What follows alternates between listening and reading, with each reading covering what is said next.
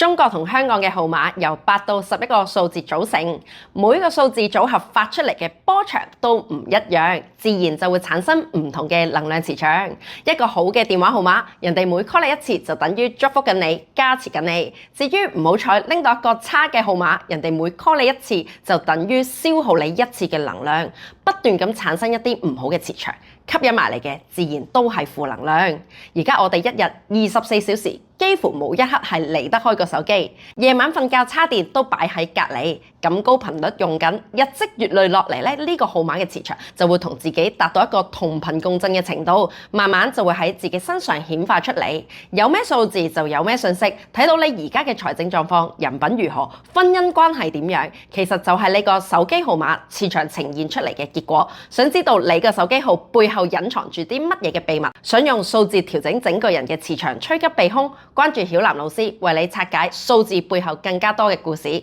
老粉記得點讚收藏，再俾個小愛心，下集見啦！